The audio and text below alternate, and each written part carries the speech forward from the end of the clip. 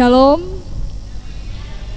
damai di hati, puji dan syukur dipersembahkan kepada Tuhan kita Yesus Kristus yang oleh karena kasih dan tuntunannya lah bagi kita semua, sehingga di saat ini kita boleh berada di tempat ini untuk kita sama-sama melaksanakan program Kusapa. Untuk itu, mari kita berdoa. Bapa di dalam sorga, kami bersyukur, berterima kasih karena di saat ini Engkau masih memberikan kami semua kesehatan, kekuatan, terlebih kesempatan yang indah, sehingga di saat ini kami boleh berada di gedung gereja dan juga berada di rumah menyaksikan lewat YouTube untuk mengikuti program Kusapa di saat ini. Bapa di dalam sorga memberkati para pembicara dan juga kami semua agar supaya bisa mengikuti program ini dengan segala baik. Inilah yang menjadi doa serta ungkapan syukur kami di dalam nama Tuhan Yesus yang adalah Tuhan dan Juru Selamat kami yang hidup. Haleluya, amin. saat ini kita akan masuk dalam materi. Oleh karena itu diserahkan kepada moderator yaitu Julianti Mantiri ST. Bapak, Ibu, saudara-saudara yang diberkati oleh Tuhan kita Yesus Kristus, kita akan masuk dalam pembahasan firman Tuhan yang akan disampaikan oleh Bapak Pendeta Andrio Awoy, Sarjana Teologia, dan kita akan mendengarkan pembacaan firman yang akan disampaikan oleh Saudari Sinta Oley SE. Keluaran pasal 14 ayat 15 sampai 31 dengan perikop menyeberangi laut Teberau. Berfirmanlah Tuhan kepada Musa, "Mengapakah engkau berseru-seru demikian kepadaku? Katakanlah kepada orang Israel supaya mereka berangkat. Dan engkau angkatlah tongkatmu dan ulurkanlah tanganmu ke atas laut dan belahlah airnya, sehingga orang Israel akan berjalan dari tengah-tengah laut di tempat kering. Tetapi sungguh aku akan mengeraskan hati orang Mesir sehingga mereka menyusul orang Israel, dan terhadap Firaun dan seluruh pasukannya, keretanya dan orangnya yang berkuda, aku akan menyatakan kemuliaanku. Maka orang Mesir akan mengetahui bahwa akulah Tuhan apabila aku memperlihatkan kemuliaanku terhadap Firaun, keretanya dan orangnya yang berkuda." Kemudian bergeraklah malaikat Allah yang tadinya berjalan di depan tentara Israel, lalu berjalan di belakang mereka, dan tiang awan itu bergerak dari depan mereka, lalu berdiri di belakang mereka. Demikianlah tiang itu berdiri di antara tentara orang Mesir dan tentara orang Israel, dan oleh karena awan itu menimbulkan kegelapan, maka malam itu lewat sehingga yang satu tidak dapat mendekati yang lain semalam-malaman itu. Lalu Musa mengulurkan tangannya ke atas laut, dan semalam malam itu Tuhan menguakkan air laut dengan perantaraan angin timur yang keras, membuat laut itu menjadi tanah kering, maka terbelahlah air itu. Demikianlah orang Israel berjalan dari tengah-tengah laut di tempat kering, sedang di kiri dan di kanan mereka air itu sebagai tembok bagi mereka. Orang Mesir mengejar dan menyusul mereka, segala kuda Firaun, keretanya dan orangnya yang berkuda sampai ke tengah-tengah laut. Dan pada waktu jaga pagi, Tuhan yang dalam tiang api dan awan itu memandang kepada tentara orang Mesir, lalu dikacaunya tentara orang Mesir itu. Ia membuat roda keretanya berjalan miring dan maju dengan berat, sehingga orang Mesir itu berkata, "Marilah kita lari meninggalkan orang Israel, sebab Tuhanlah yang berperang untuk mereka melawan Mesir." Berfirmanlah Tuhan kepada Musa, "Ulurkanlah tanganmu ke atas laut, supaya air berbalik meliputi orang Mesir, meliputi kereta mereka dan mereka yang berkuda." Musa mengulurkan tangannya ke atas laut, Maka menjelang pagi berbaliklah air laut itu ke tempatnya, sedang orang Mesir lari menuju air itu. Demikianlah Tuhan mencampakkan orang Mesir ke tengah-tengah laut. Berbaliklah segala air itu, lalu menutupi kereta dan orang berkuda dari seluruh pasukan Firaun yang telah menyusul orang Israel itu ke laut. Seorang pun tidak ada yang tinggal dari mereka. Tetapi orang Israel berjalan di tempat kering dari tengah-tengah laut, sedang di kiri dan di kanan mereka air itu sebagai tembok bagi mereka.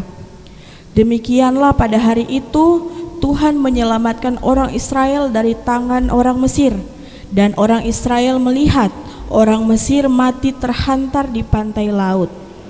Ketika dilihat oleh orang Israel betapa besarnya perbuatan yang dilakukan Tuhan terhadap orang Mesir, maka takutlah bangsa itu kepada Tuhan, dan mereka percaya kepada Tuhan dan kepada Musa hambanya itu.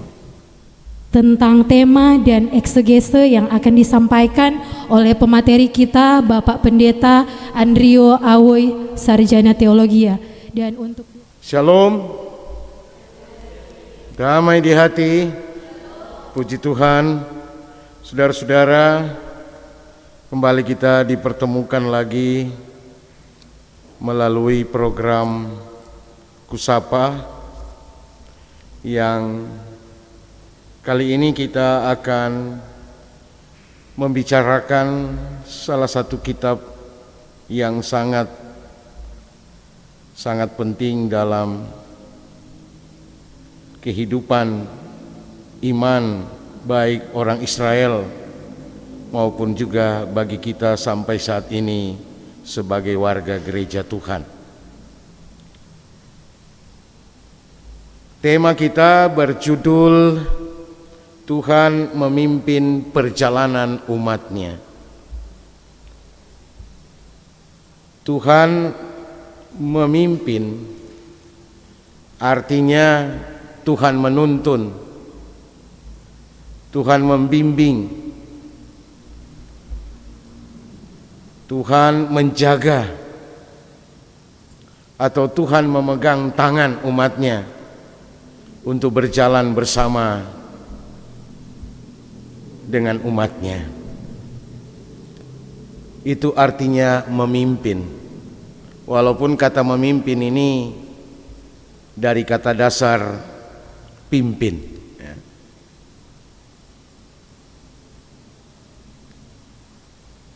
Memimpin juga sebetulnya punya arti berada di depan, ya. Misalnya tim olahragawan atau atletik dari Indonesia memimpin sebuah perlombaan, kan gitu, memimpin dalam rangka perebutan medali-medali, artinya teratas atau terdepan, ya. Jadi memimpin itu memang selalu menjadi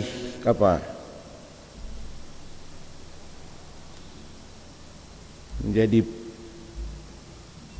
pusat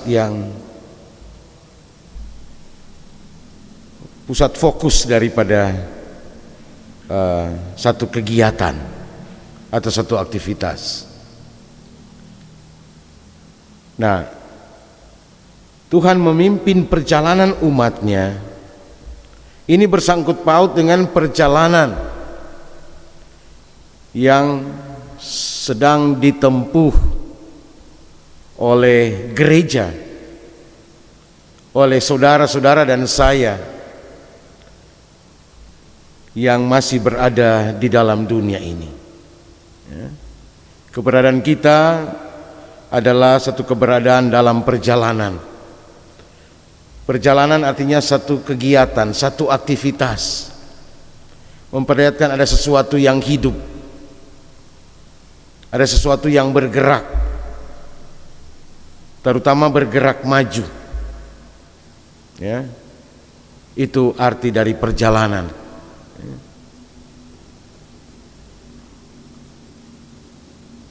Umatnya artinya orang-orang yang berkenan kepada Tuhan. Berkenan kepada Tuhan artinya mereka juga yang dipilih dan dipanggil oleh Tuhan. Ya.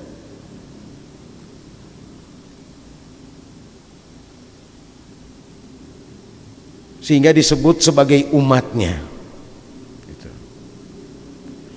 Walaupun orang-orang yang dipanggil Tuhan ini tidak selalu memperlihatkan mereka menuruti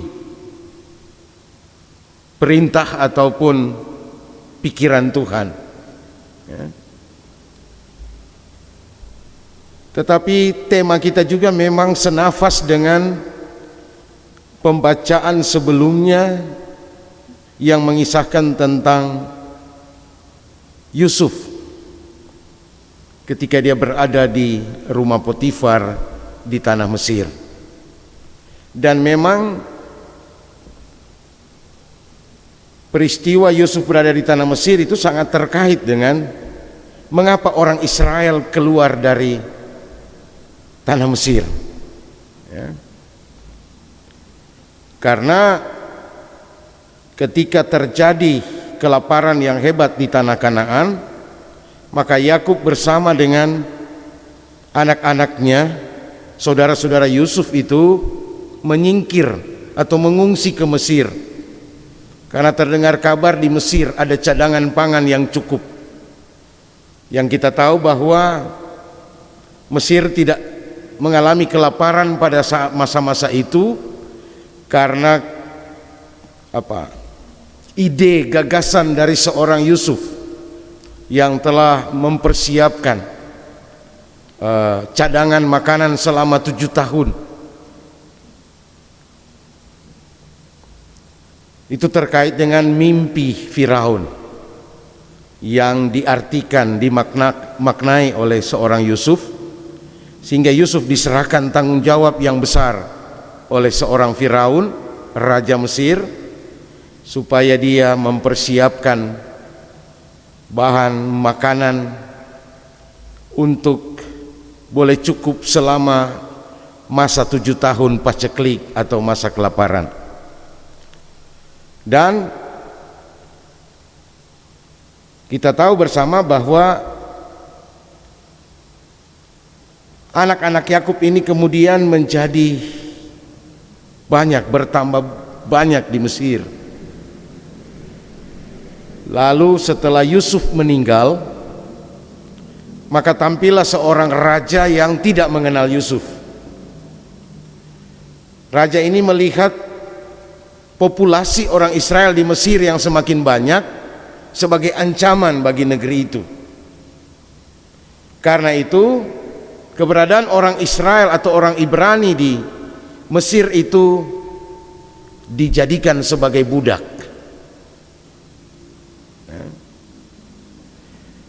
Sekian lama mereka mengalami penindasan di Mesir sebagai budak, dan umat itu berteriak kepada Tuhan, dan Tuhan menjawab seruan-seruan doa dari umat itu dengan menghadirkan seorang Musa untuk membawa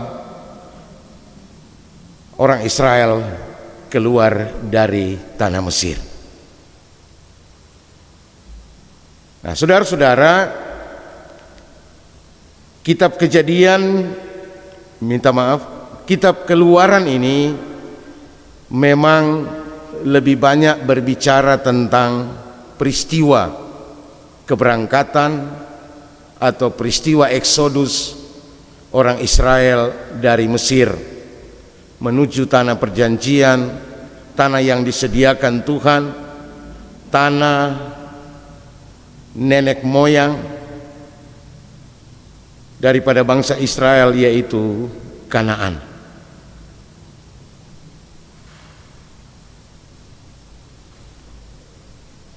Latar belakang daripada kitab Keluaran ini diberi nama atau judul kitab Keluaran berdasarkan judul daripada kitab ini dalam terjemahan bahasa Yunani memakai kata Exodus, ya. Dalam Septuaginta atau Alkitab bahasa Yunani, kitab Keluaran ini berjudul Exodus, yang berarti pergi atau keluar, ya. X artinya dari sini, X itu artinya keluar, bekas dari situ, kan? Orang biasa dia sebut X, kan? Ex penatua, ex diaken, kan? Artinya bekas, dia pernah, atau sekarang lebih tren dengan istilah mantan, kan? Iya, ex maitua, ex paitua, kan? Begitu tuh kalau pemuda, kan? Nah. Jadi kata ex itu artinya bermaksud keluar, ekspansi artinya. Nah, Exodus itu artinya keluar atau pergi. Dan sebenarnya aslinya judul kitab ini ada di dalam pasal 1 ayat 1, ya, yang dimulai dengan inilah nama, ya. Itulah sebenarnya judul asli daripada kitab Keluaran, ya. Inilah nama.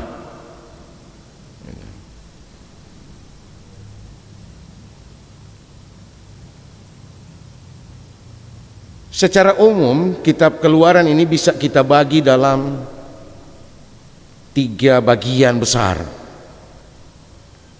Yang pertama, bagian ayat pasal 1 sampai pasal 13 itu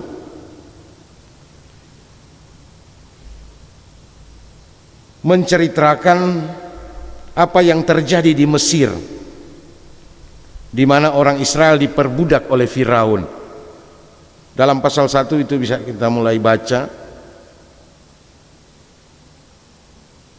Kemudian bagian yang kedua, pasal 14 sampai 18. Di situ menceritakan bagaimana umat Israel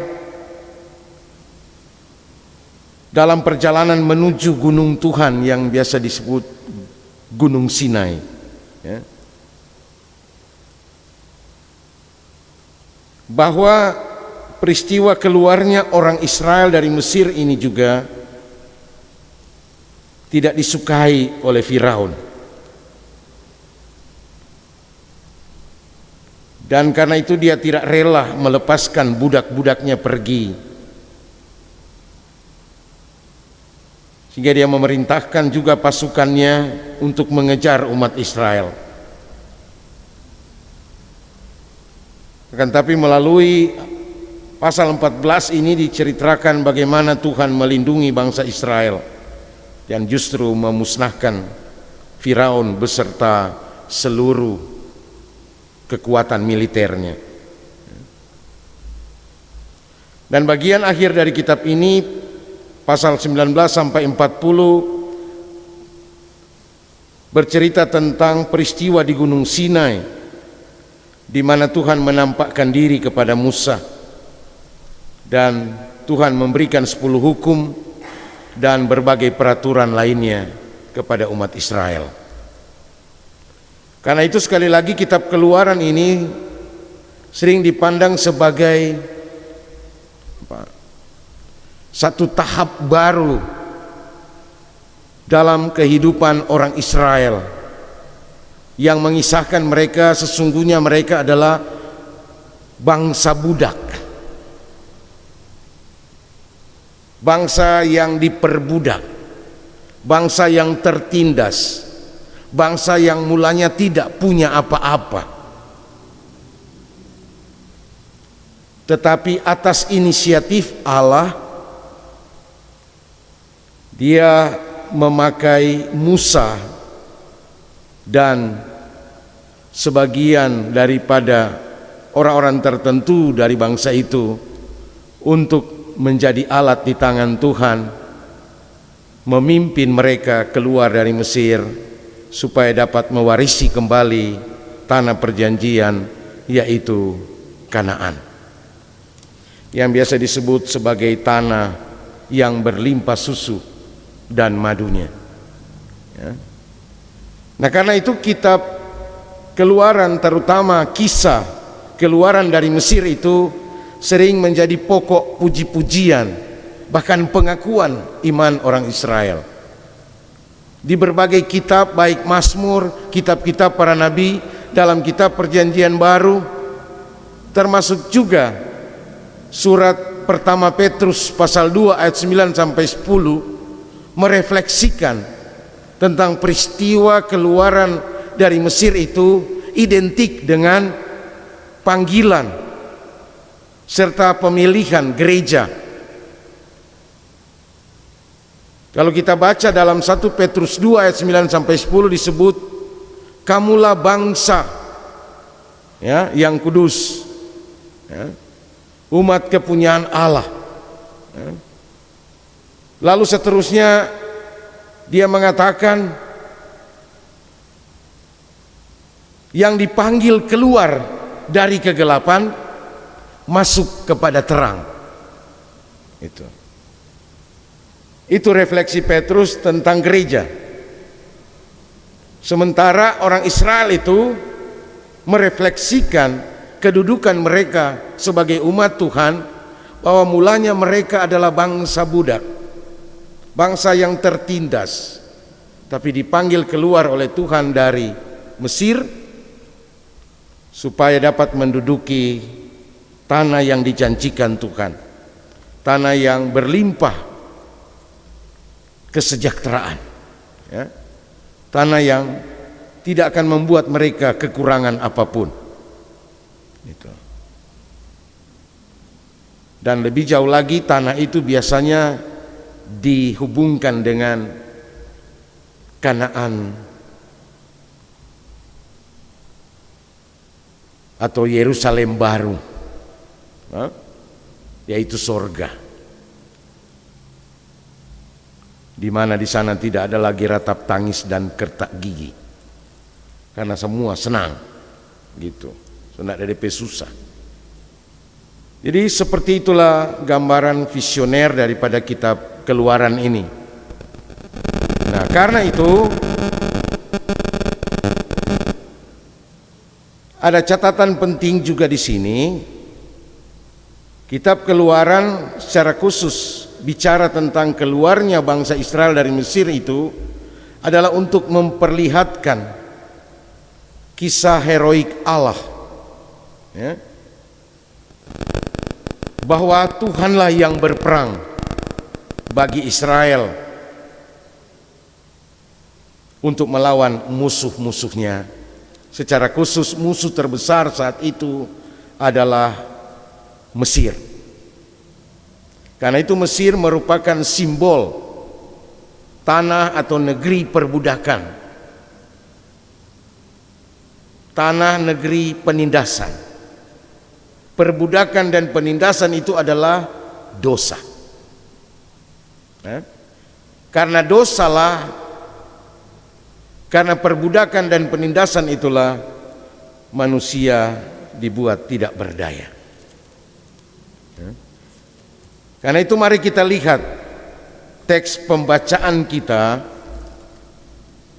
yang mengusung tema Tuhan memimpin perjalanan umatnya. Keluaran 14 ayat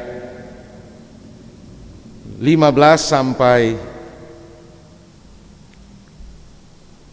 31. Lembaga Alkitab memberi judul Menyeberangi Laut Teberau. Inilah klimaks karya pembebasan Tuhan bagi umat Israel untuk keluar dari Mesir.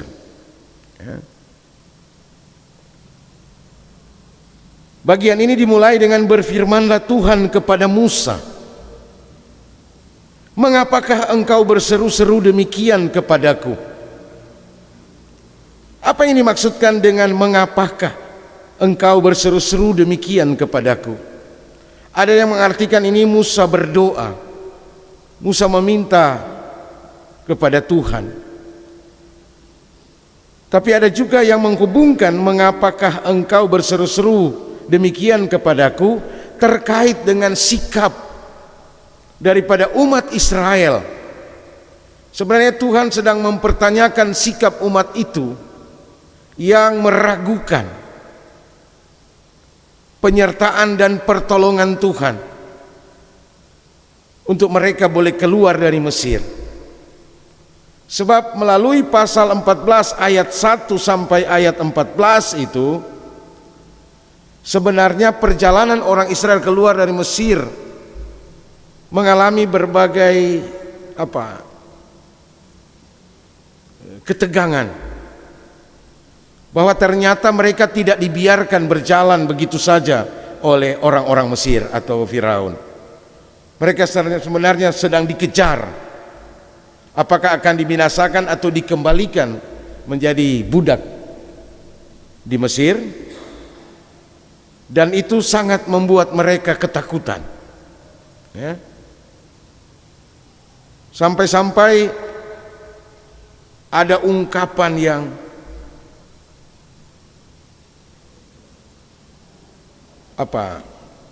menolak untuk meneruskan perjalanan. Mereka justru ingin kembali ke Mesir. Itu dapat kita lihat dalam pasal 14 ayat 11. Ya, di situ dikatakan, dan mereka berkata kepada Musa, apakah karena tidak ada kuburan di Mesir, maka engkau membawa kami untuk mati di padang gurun ini? Ya. Apakah yang kau perbuat ini terhadap kami dengan membawa kami keluar dari Mesir? Bukankah ini telah kami katakan kepadamu di Mesir, janganlah mengganggu kami dan biarlah kami bekerja pada orang Mesir, sebab lebih baik bagi kami untuk bekerja pada orang Mesir daripada mati di padang gurun ini. Itulah bantahan ataupun tanggapan mereka ketika mereka diperintahkan Tuhan untuk berkemah di tempat yang bernama Pihahirot antara Migdol dan laut, ya. Mereka sedang melihat saat itu, karena ini kan padang pasir walaupun kelihatan tapi itu jauh sekali. Mereka sebenarnya sedang dikejar oleh Firaun dengan kereta dan pasukan berkuda. Ya. Di padang gurun itu walaupun bisa terlihat orang di jauh sana, tapi bukan berarti dia bisa berjalan lurus, karena ada tempat-tempat atau semacam pasir hidup, misalnya kalau lumpur hidup, ada semacam perangkap-perangkap di situ. Jadi orang tahu tuh jalan, jadi lain-kali harus melingkar.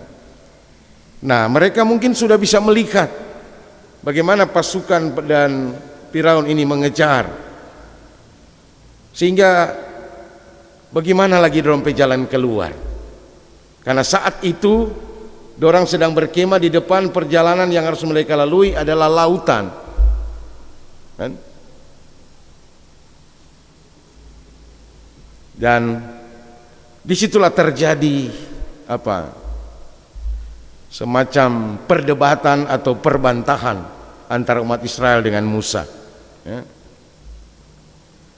Tapi mulai ayat 15 berfirmanlah Tuhan kepada Musa, ya. Katakanlah kepada orang Israel supaya mereka berangkat, ya. Ini berisi perintah Tuhan kepada Musa dan umat Israel untuk berangkat. Jangan lagi meragukan, ya.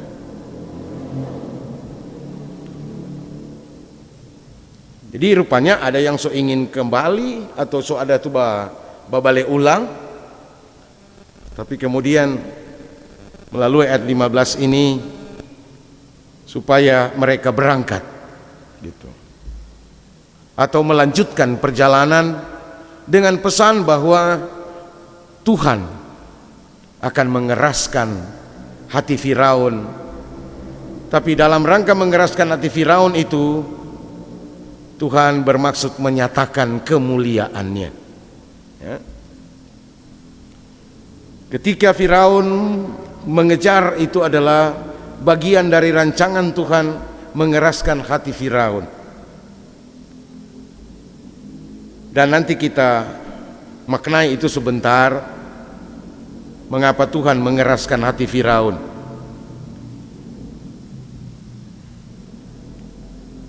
Tuhan memerintahkan supaya Musa mengangkat tongkat, mengulurkan tangan ke atas laut, sehingga air laut itu terbelah. Dengan demikian bangsa Israel atau orang Israel itu boleh berjalan di tanah yang kering atau di tempat yang kering.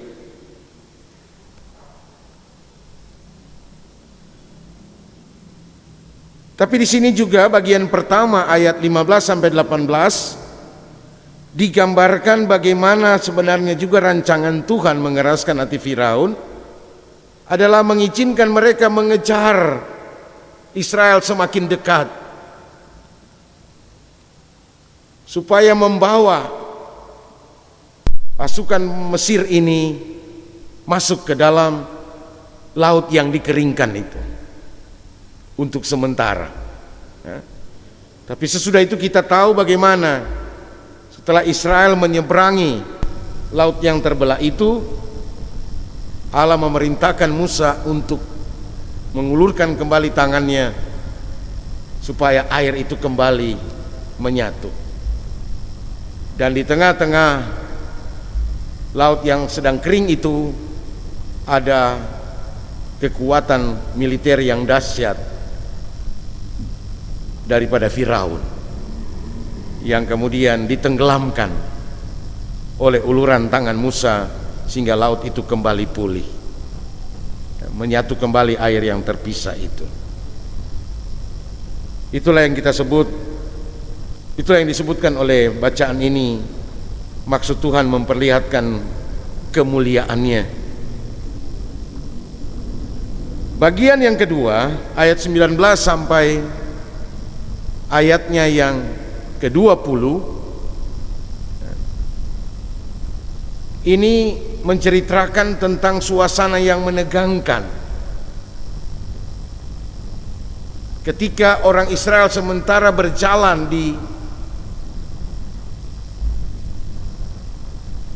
bagian tanah kering di mana air itu terbelah. Mereka juga masih bisa melihat, menengok pengejaran yang dilakukan oleh Firaun bersama pasukannya gitu. Tetapi di tengah-tengah hal seperti itu Tuhan bertindak. Tuhan bergerak melalui malaikat-malaikat, menempatkan malaikat Tuhan di bagian belakang. Tetapi juga kemudian tiang awan ataupun tiang api yang biasa menjadi pengawal orang Israel itu, yang biasanya berada di depan sekarang berada di belakang. Jadi kekuatan pertahanan sekarang berada di belakang. Itulah cara Tuhan melindungi umatnya. Sehingga dikatakan kegelapan meliputi pasukan Mesir sehingga mereka tidak dapat menjangkau apa yang mereka kejar, yaitu bangsa Israel yang ada di depan mereka ini. Artinya mereka dihalangi oleh malaikat Tuhan dan tiang awan semalam-malaman. Dan semalam, dalam waktu semalam itulah, sejak Musa mengulurkan tangannya laut itu terbelah, maka dikatakan pada bagian yang ketiga ayat 21 sampai ayat yang ke-22,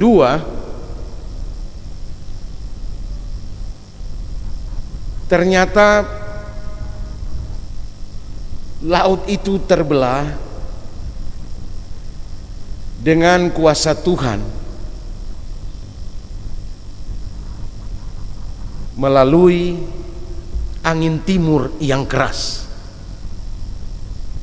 Hal ini mau menerangkan bahwa Tuhan memakai gejala-gejala alam, ya.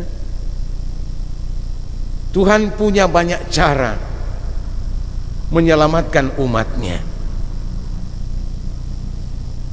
Dia punya tentara malaikat atau tentara sorgawi, dia punya tiang awan, tetapi juga Tuhan bisa memerintahkan angin timur yang keras untuk bertiup dan membelah laut Teberau itu, sehingga seperti digambarkan sebelah kiri itu air itu seperti ditahan oleh tembok, menjadi seperti tembok, dan juga di sebelah kanan, sehingga umat itu bisa berjalan di tengah-tengah bagian yang kering. Itulah gambaran yang ketiga ketika Tuhan menguakkan air laut dengan perantaran angin timur yang keras, ya. Sehingga air di sebelah kanan kiri itu seperti tembok yang melindungi orang Israel untuk terus melanjutkan perjalanan. Perjalanan itu 1 malam penuh, ya.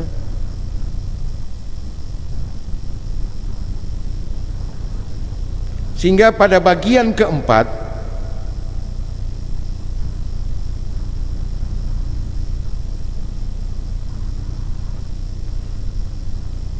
atau lebih tepatnya bagian kelima ayat 23 sampai ayat 25 itu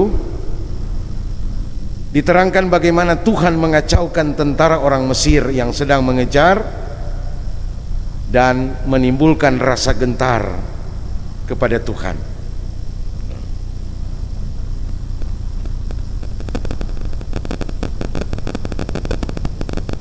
Di sini disampaikan dalam ayat 23 atau lebih khusus ayat 24, dan pada waktu jaga pagi. Jadi di atas diterangkan semalam-malaman, sekarang disebutkan pada waktu jaga pagi, artinya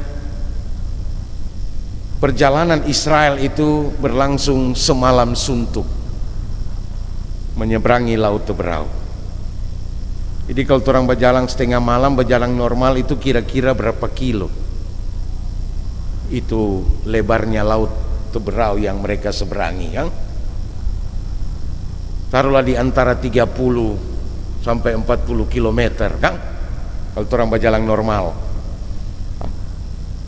Sebenarnya mereka tidak berjalan normal karena dikejar-kejar saat itu. Pastilah juga selalu ada yang histeris, kan? Cepat Jo, kenapa ada orang di belakang? Kan? Paling ada yang berlari, ada yang berjalan cepat dan macam-macam. Karena waktu itu mereka tidak punya sarana transportasi, mengandalkan DB11. Betul?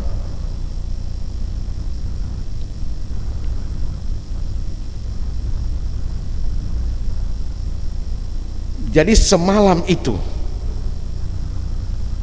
atau kurang lebih 12 jam lamanya, mereka harus melintasi laut yang kering. Itu bisa menggambarkan tentang lebarnya laut itu ke daratan yang sebelah, kurang lebih 40 km. Dan jalannya bukan tentu aspal. So pasti kalau di laut dia jurang, ya, ada batu-batu, ada karang, kan, seperti itu. Ataupun kalau dia baru kering, tidak kering sama sekali, pasti ada air-air tergenang, ada berlumpur di bawah, kan. Dan itulah yang juga digambarkan dalam bacaan kita, bagaimana Tuhan mengacaukan pengejaran orang Mesir. Keretanya berjalan miring, dan maju dengan berat. Maju dengan berat karena apa? Karena kalau air baru kering kan pasti itu tanah itu masih basah. Kalau kereta kan DP bola pasti tidak rupa bola-bola sekarang pakai ban. Jadi bisa dia nancap di bagian-bagian tertentu sehingga diperlambat. Dan itulah yang disebut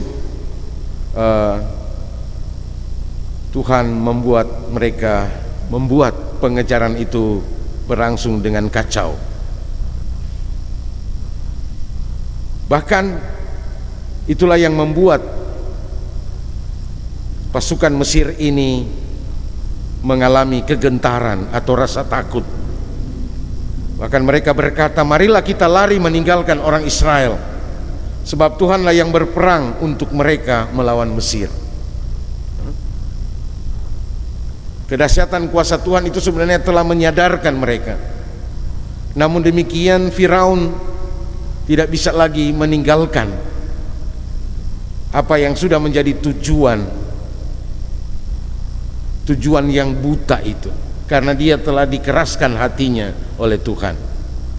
Jadi kalau orang sudah dikeraskan hatinya, maka segala tujuan yang hendak dia capai itu dia sebenarnya tidak lihat, dia hanya mengikuti segala DP keinginan saja, tanpa lagi menggunakan akal sehat.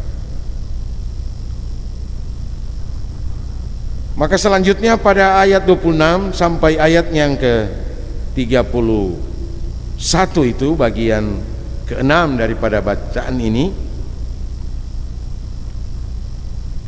atau bagian kelima dari ayat 26 sampai 29. Minta maaf, saya membaginya dalam ayat 26 sampai 29. Musa melaksanakan perintah Tuhan, mengulurkan tangan, maka air yang terbelah itu berbalik dan mencampakkan, menenggelamkan seluruh pasukan Firaun.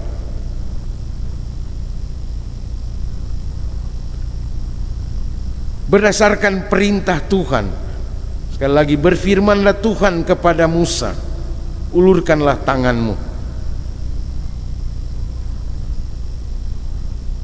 Jadi apa yang dilakukan oleh Musa itu selalu berdasarkan perintah Tuhan, bukan atas kehendaknya atau kemauannya sendiri.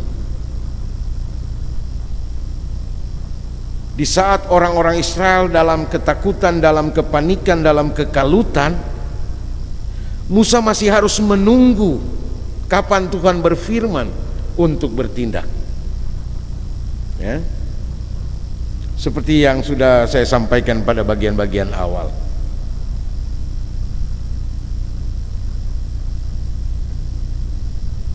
Dan pada ayat 30 lebih jelas, demikianlah pada hari itu Tuhan menyelamatkan orang Israel dari tangan orang Mesir. Nah, setelah air itu kembali atas perintah Tuhan, Musa mengulurkan tangan. Maka yang menjadi pesan firman terutama di situ, demikianlah pada hari itu Tuhan menyelamatkan orang Israel dari tangan orang Mesir. Bagian yang ke-6 ayat 30 sampai 31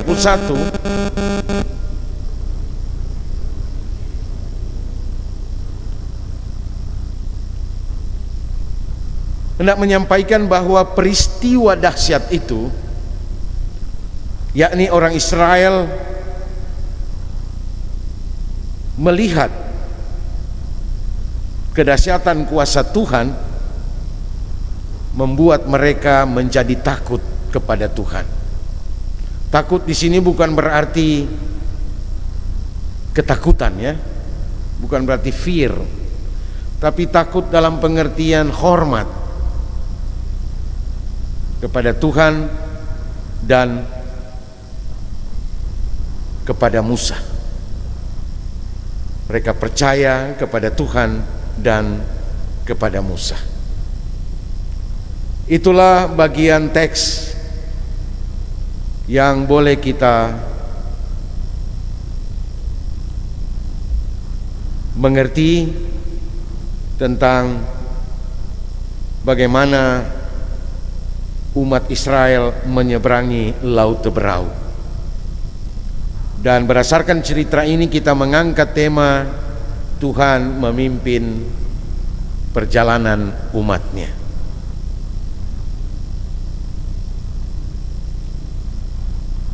Saudara-saudara, sekali lagi, peristiwa keluarnya orang Israel dari Mesir itu merupakan pokok puji-pujian, bahkan pengakuan iman orang Israel, yang boleh juga dikatakan sebagai asal-usul yang baru daripada orang Israel sebagai bangsa yang diperbudak, bangsa yang ditindas, bangsa yang dikuasai dosa. Ini mereka diselamatkan oleh Tuhan. Tuhan berperang. Itulah Tuhan yang memimpin. Tuhan yang berperang, tapi juga Dia yang berperan.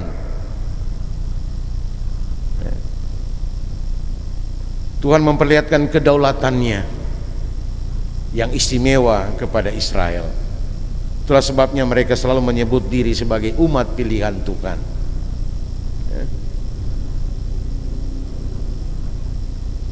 Dan terkait dengan itu, marilah kita melihat beberapa catatan yang menurut saya penting untuk kita elaborasi sebentar. Pertama, catatan tentang bagaimana Tuhan mengeraskan hati Firaun dengan tujuan tidak lain untuk membuat Firaun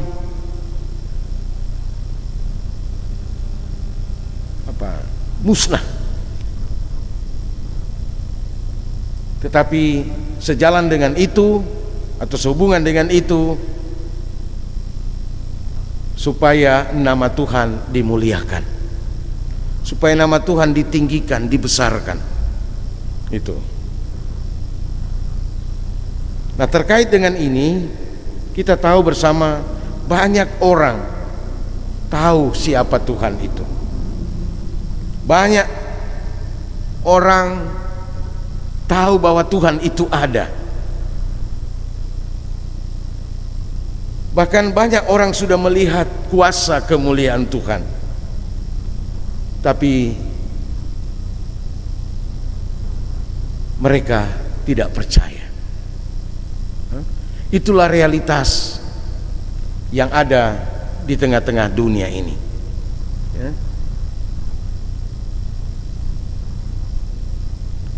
Yang kedua adalah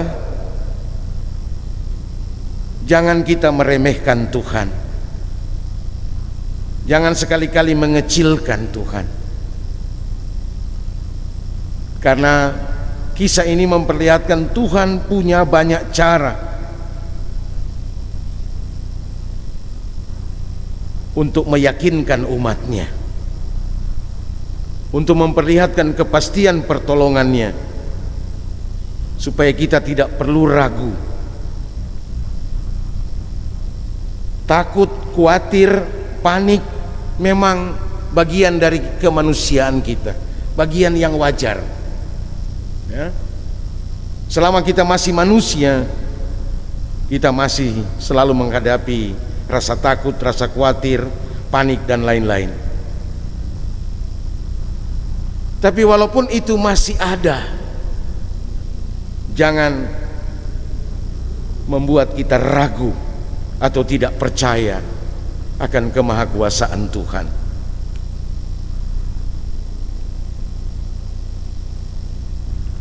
Marilah kita terus bergerak maju, berjalan, keluar dari kegelapan, pindah kepada hidup dalam terang. Walaupun demikian, keluar dari kegelapan masuk ke dalam terang itu, atau pertobatan itu, tidak akan sepi dari keadaan-keadaan yang menegangkan, yang menggoncangkan, sehingga ada godaan untuk kembali kepada kegelapan. Seperti orang Israel, mereka justru so pasrah. Lebih baik orang balik ulang juga ke Mesir daripada mau terkubur di padang gurun. Itulah sungut-sungutan orang Israel kepada Musa yang terdengar sampai kepada Tuhan,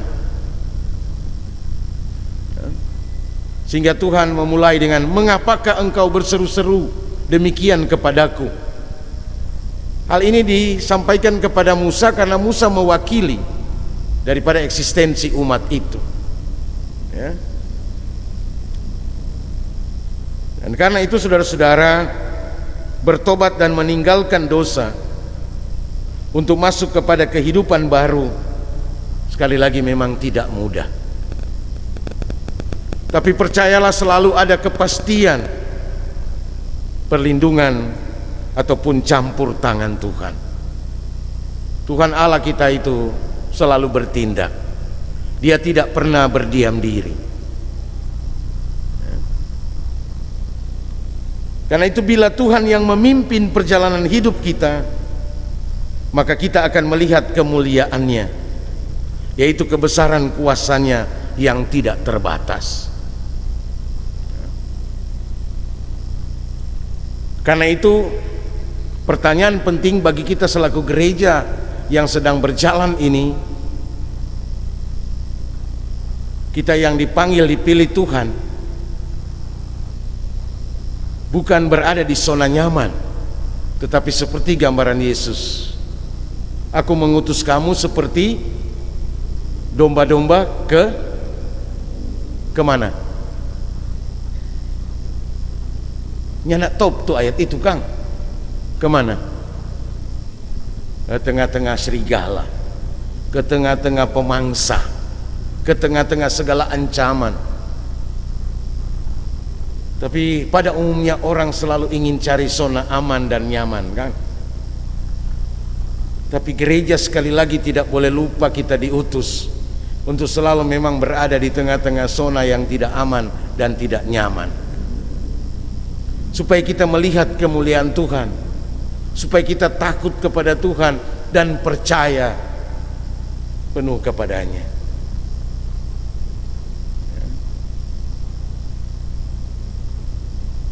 Ketika orang Israel berkemah, melihat di depan mereka cuma lautan, mau lari kemana lagi? Seolah-olah jalan buntu, seolah-olah tidak ada lagi tempat untuk mereka menghindar dari kejaran Firaun. Tetapi Tuhan punya waktunya tersendiri. Ketika Tuhan mengizinkan Firaun mengejar, sebenarnya dia sedang mengeraskan hati Firaun. Sebenarnya juga itu untuk menunjukkan di hadapan Firaun betapa Tuhan itu berkuasa. Tapi juga hal ini mau memperlihatkan kepada umat Israel yang masih ragu, masih penuh dengan keberatan, supaya momentum itu benar-benar menanamkan satu nilai pertobatan yang sungguh-sungguh bagi umat Tuhan. Betul? Karena itu janganlah kita melihat seolah-olah di depan kita tidak ada lagi jalan. Percayalah, Tuhan punya banyak cara. Berharaplah sekalipun keadaan mungkin tidak punya harapan, ya. Percayalah walaupun di depan kita seolah-olah tidak ada jalan, Tuhan pasti sanggup membuka jalan. Itulah tema sentral daripada refleksi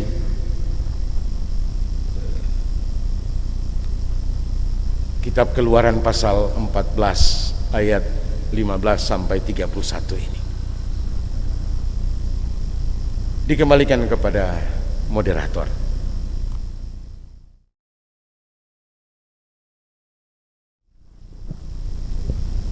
Jadi terima kasih untuk pembahasan yang sungguh menarik tadi yang sudah boleh dibawakan oleh pembicara. Namun saat ini ada pun yang ingin menjadi pertanyaan bagi kami, bagi saya pribadi tentunya, Kitab Keluaran ini secara garis besar bercerita tentang masa perbudakan bangsa Israel di tanah Mesir. Dan saat itu sempat disinggung dalam awal pembahasan tadi oleh pembicara yang mana tentang sosok seorang pemimpin. Pemimpin itu adalah pusat, dia yang menjadi patokan dalam sebuah kegiatan, dalam sebuah. Jadi sempat disinggung di awal pembahasan tentang sosok pemimpin. Jadi di mana pemimpin itu adalah menjadi patokan atau pusat dari satu kegiatan, dari satu tim ataupun regu. Nah, di sini dalam awal pembahasan juga sempat dikatakan bahwa Tuhan Allah memilih Musa sebagai pemimpin bangsa Israel yang ada pada saat itu, walaupun pada nantinya Musa sendiri akan digantikan oleh Yosua. Jadi Musa yang membawa bangsa Israel keluar, walaupun pada nantinya dia akan digantikan. Nah, yang menjadi pertanyaan kami pada saat ini, terlihat jelas bahwa saat itu ada keraguan-raguan dari bangsa Israel sendiri. Jadi ada dua pertanyaan. Yang pertama, di tengah bangsa Israel yang memiliki banyak orang saat itu, mengapa Tuhan memilih Musa? Jadi hal apa yang bisa dicontoh saat ini dari Musa sehingga Tuhan memilih Musa sebagai pemimpin?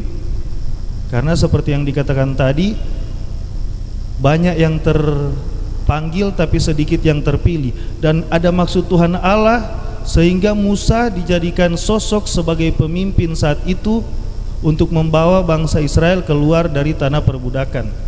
Itu yang menjadi pertanyaan pertama. Dan yang menjadi pertanyaan kedua, pada saat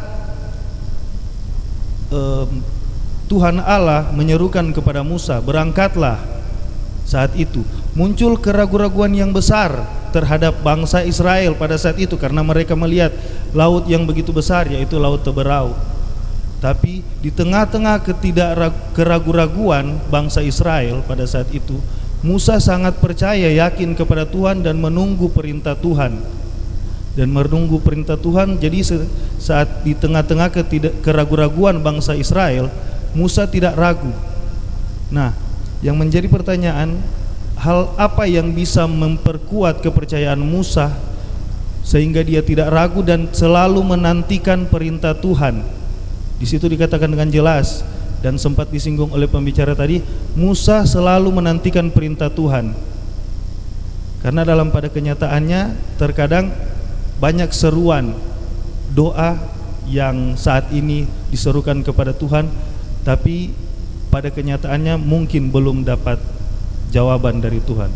Tapi apa yang membuat Musa yakin sehingga dia selalu menunggu perintah Allah dan tidak pernah ragu akan kuasa Allah? Karena pada kitab tadi yang pada bagian terakhir itu sebenarnya menyatakan tentang kemuliaan Allah, menyatakan kemuliaan Tuhan lewat Musa. Jadi keluarnya bangsa Israel sendiri dari tanah perbudakan tidak lepas dari salah satu andil dari Musa yang Tuhan tunjuk sebagai pemimpin. Kira-kira itu saja yang menjadi pertanyaan. Atas kesempatan diucapkan terima kasih. Shalom. Yang ingin kami tanyakan sebenarnya bukan bertanya tapi meminta arahan dari Pak Pendeta. Yang pertama terkait dengan Firaun, Tuhan mengeraskan hati Firaun. Yang menjadi pertanyaan saya, Pak Pendeta, apakah memang ketika Tuhan mengeraskan hati Firaun itu adalah kehendaknya untuk menyatakan kemuliaannya? Karena bisa jadi ketika orang memahami hal tersebut, bisa jadi dia, ya sudah, Tuhan kok keraskan DP hati, jadi berarti memang mau begitu terus dia. Apakah seseorang yang dikeraskan hati oleh Tuhan tidak berhak untuk mendapatkan keselamatan? Yang kedua adalah terkait dengan apakah perlu atau bagaimana caranya menurut pendeta kira-kira ketika banyak orang yang akhirnya tidak masuk gereja mungkin atau tidak masuk ibadah lagi dan kita berpikir bahwa Tuhan sudah mengeraskan hati mereka. Apakah kita hanya sekedar berkhotbah saja, kita doakan mereka, atau apakah kita perlu melakukan aksi seperti Musa yang pergi ke Firaun untuk membebaskan bangsa Israel, tidak sekedar berdoa?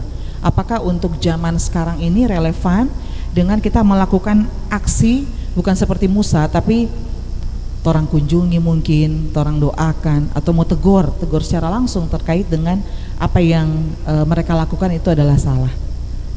Mohon petunjuk pendeta, terima kasih. Baik, terima kasih. Saya akan berusaha dalam tempo yang sesingkat-singkatnya.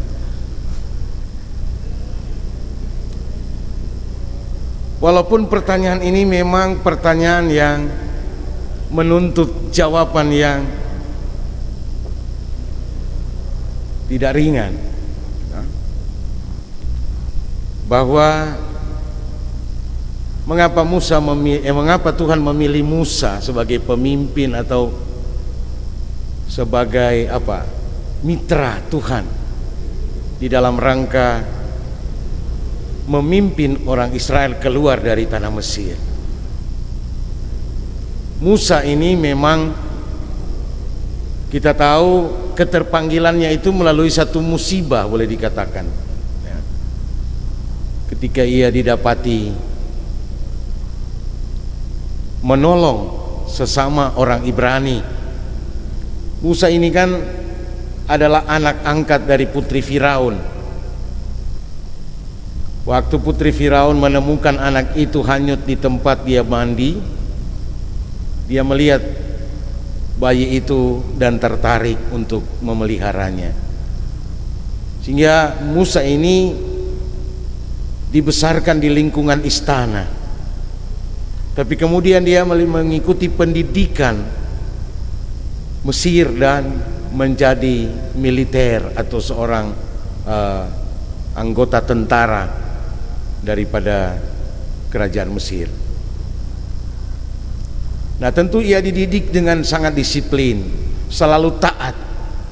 Kalau seorang tentara itu, orang militer itu selalu taat perintah, ya.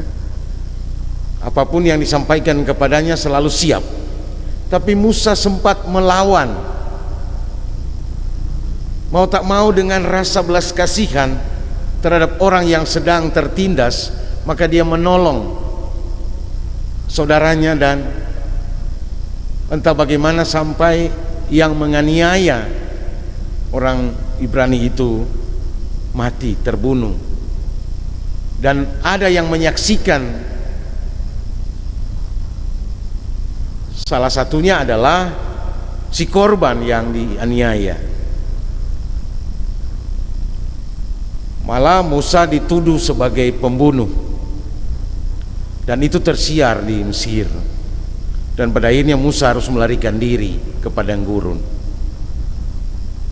Dan di sanalah proses Tuhan mengambil dia, ya, sampai dia berada di rumahnya Laban. Nah, itulah kedaulatan Tuhan memilih seseorang, ya. Walaupun kita tahu juga Musa pada akhirnya pernah melakukan satu tindakan yang tidak berkenan kepada Tuhan, karena dia memimpin bukan bangsa yang sudah mengikuti pendidikan yang baik. Ini bangsa budak. Tuhan memimpin umat itu nanti setelah di padang gurun, setelah keluar dari menyeberang Laut Teberau. Mentalitas sebagai budak itu tidak mudah mau diubahkan. Malah ketika mereka berjalan menuju Laut Teberau itu masih ada keinginan, kerinduan, lebih baik orang balik jauh daripada mau mati di sini.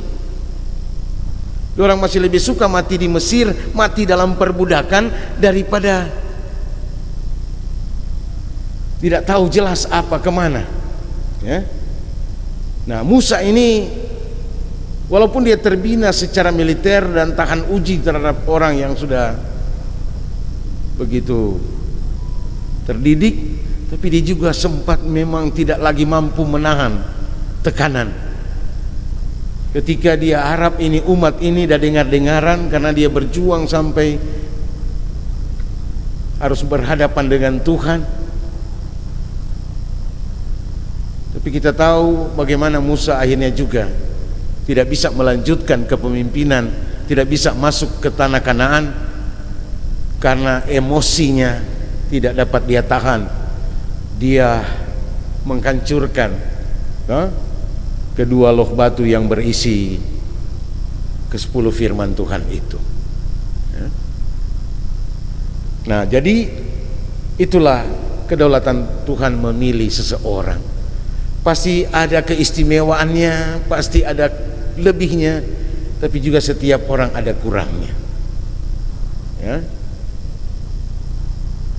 Tuhan memakai keseluruhan kehidupan manusia, termasuk torang semua, dalam kelebihan dan kelemahannya. Supaya yang mau diperlihatkan dalam pemberitaan firman itu bahwa Tuhanlah yang terutama memimpin kehidupan kita, bukan orang-orangnya. Sehingga janganlah kita mengkultuskan seseorang, walaupun seorang itu berperan penting dan sangat-sangat berkesan atau disenangi, tapi jangan kita terlalu mengkultuskan orang sehingga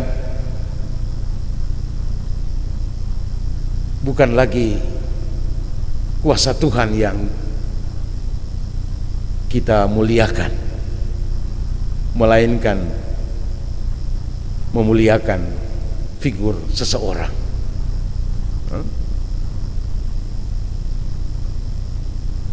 Itu saya kira pertanyaan pertama. Terkait dengan pertanyaan kedua,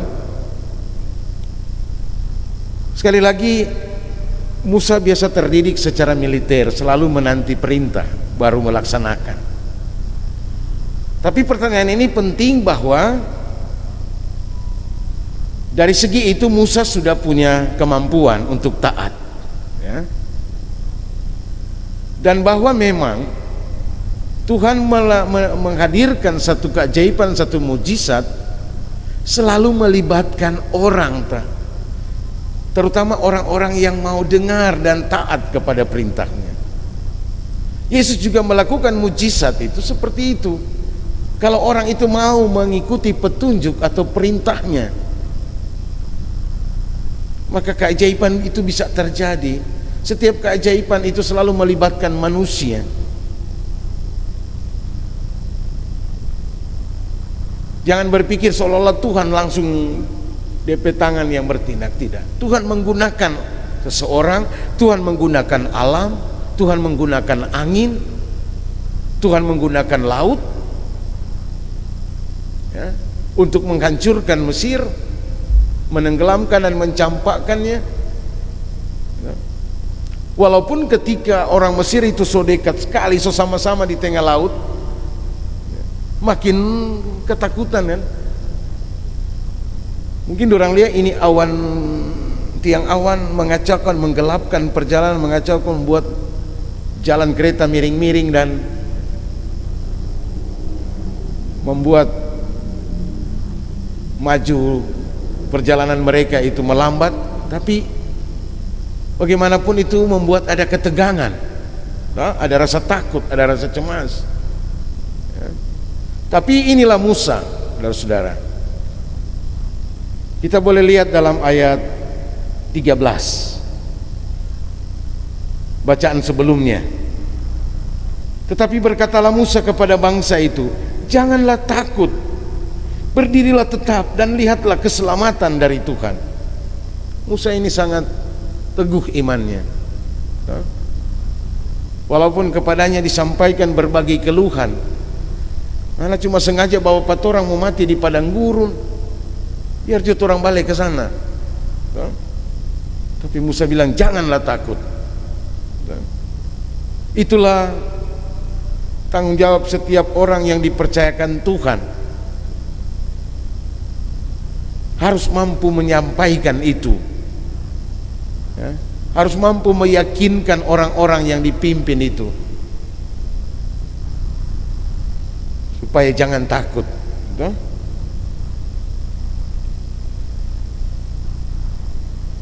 Supaya berdirilah tetap, artinya tetap konsisten, jangan goyah. Dan ketika Musa mengulurkan tangannya, artinya ketika Musa bertindak sesuai perintah Tuhan, maka itulah yang terjadi. Jadi Musa juga memiliki keyakinan apa yang diperintahkan Tuhan laksanakan. Jangan sampai, oh masa ini mau jadi, cuma kita petangan kong ni air mau terbelah. Kadang-kadang kita tidak yakin suatu yang diperintahkan Tuhan itu. Sebelum kita bertindak, orang so keberatan. Jadi saya kira itulah sikap seorang Musa, kenapa dia antara lain bisa terpilih.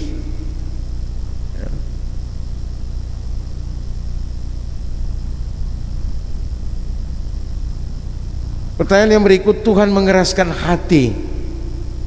Bagaimana, apakah dengan orang yang sekeras hati mereka tidak berhak untuk diselamatkan? Saudara-saudara, kisah ini membangun satu refleksi bagi kita bahwa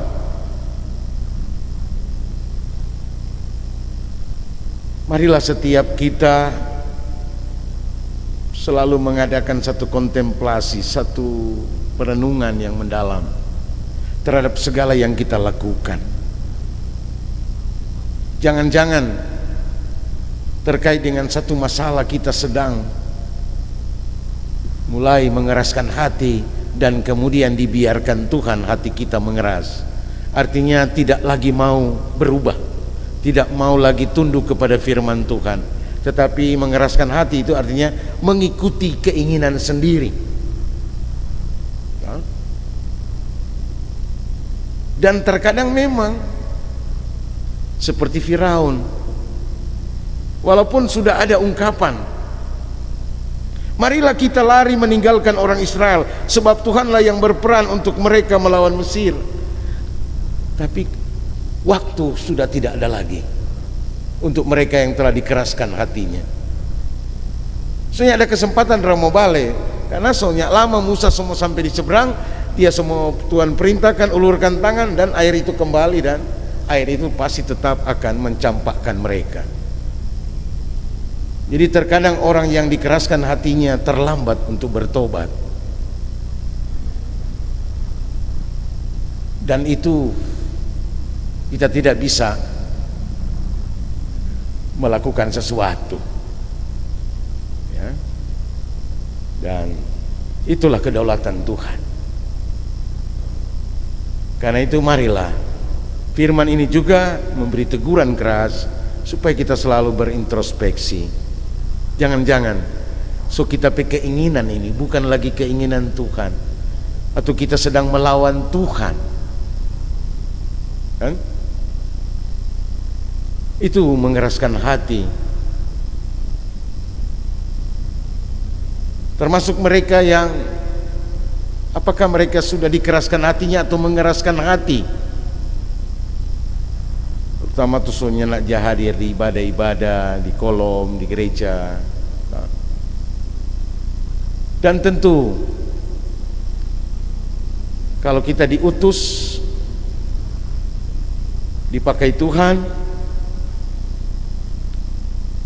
adalah tanggung jawab kita untuk menyapa mereka seperti Musa menyapa dalam ayat 13 itu. Artinya jangan takut kok datang ke gereja, kan? Jangan takut untuk hadir dalam persekutuan, supaya kamu bisa melihat keselamatan yang dari Tuhan. Karena banyak yang lebih suka melihat keselamatan itu berdasarkan dia kekuatan, berdasarkan dengan dia peran ataupun kecakapan yang ada padanya. Itu. Jadi saya kira tugas gereja memberitakan firman, tapi juga melayani, berdiakonia, kan? Kalau tanggung jawab itu sudah kita laksanakan, walaupun mereka tidak pernah berpartisipasi secara aktif ataupun memang sama sekali tidak, karena hatinya sudah dikeraskan, tapi kita tetap melayani, membuat seseorang itu bertobat bukan karena kita.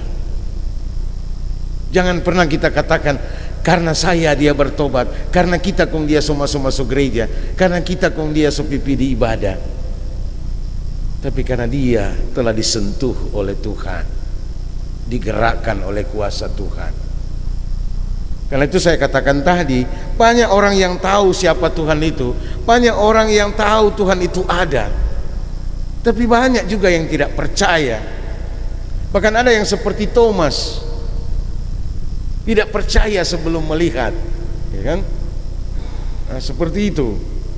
Dan Israel memang dibuat Tuhan untuk melihat, gitu. Jadi sekali lagi, apakah kita yakin Tuhan yang memimpin kita? Itu pertanyaan tema ini. Apakah kita yakin Tuhan memimpin perjalanan gereja, umatnya, Jemaat Gemim Betania Telinting Kulu saat ini? Itu pertanyaan mendalam bagi kita. Ataukah kita yang memimpin Tuhan dalam perjalanan ini?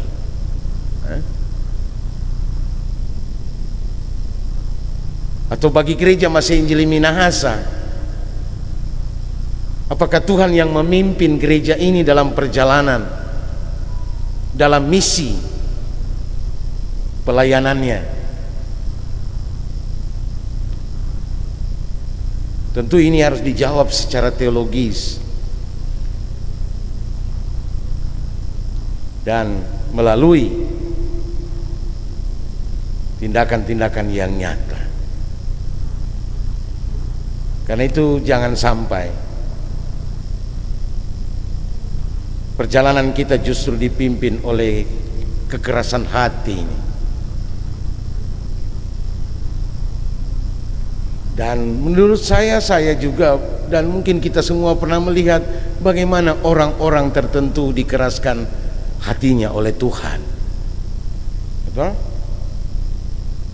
Seperti itu. Mati-matian terhadap dengan DP pendirian. Saudara, sekalipun kita benar, kita harus juga membuka hati.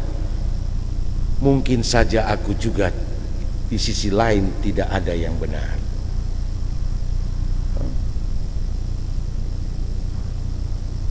Jadi itulah yang kiranya boleh membuat kita menambah wawasan dengan firman ini. Kalau kita masih menyadari kedudukan kita, status kita sebagai umatnya. Umatnya di sini, nya itu adalah kata ganti milik. Kita ini umatnya.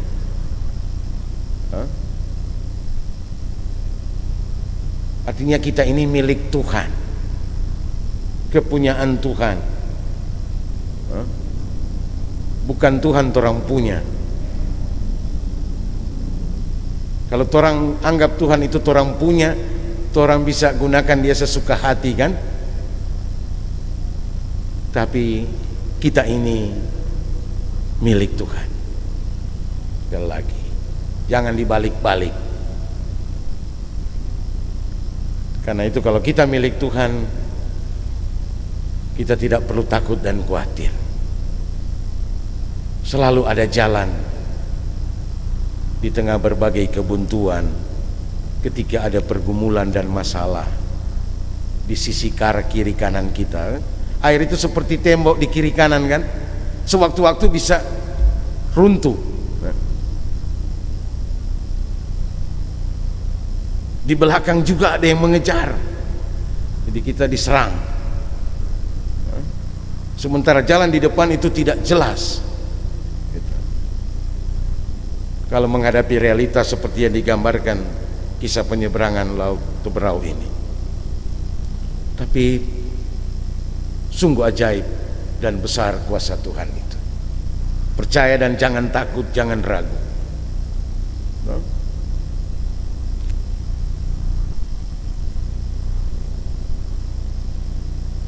Saya kira itu yang bisa saya sampaikan. Terima kasih. Demikianlah pembahasan firman Tuhan kita di saat ini. Disampaikan banyak terima kasih kepada Bapak Pendeta Andrio Awoy, Sarjana Teologi yang telah menjadi pembicara kita di saat ini. Dan yang menjadi kesimpulan yang dapat kita ambil bersama saat ini, bahwa sebagaimana Tuhan telah menuntun bangsa Israel keluar dari tanah perbudakan, walaupun itu tidak mudah, kita yakin dan percaya juga bahwa Tuhan akan menuntun kita di kehidupan kita sehari-hari maupun dalam tugas kerja pelayanan kita. Dan kiranya apa yang telah kita dengarkan dan kita pelajari bersama saat ini itu dapat menjadi pedoman dalam kehidupan kita dan terlebih dalam pelayanan kita semua. Dan saya kembalikan kepada MC.